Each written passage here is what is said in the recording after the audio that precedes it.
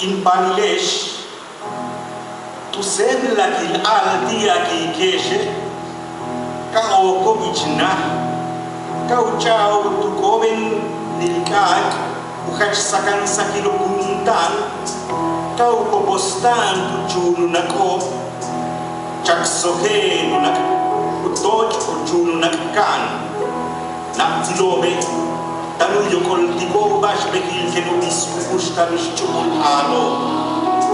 Ales tendia kikesh mau kokolok tangkap tak kenu hilo ek ubental a alnokoi mainkat ka ets naktak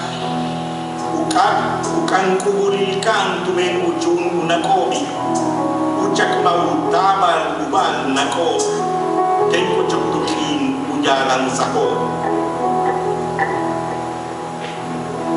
Hijos míos, díganle pronto a sus hermanas que al instante se metan a la casa, tomen del fogón lo más blanco de las cenizas y se espolvoreen el vientre. Arde enrojecido el vientre del cielo.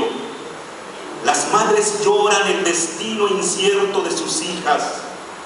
Díganle a sus hermanas que no salgan al patio hasta que las nubes se tiñan de negras y pesadas. No deseo que sus vientres hagan eco del siniestro cielo rojo y hagan malograr sus hijos cuando les toque ser madres.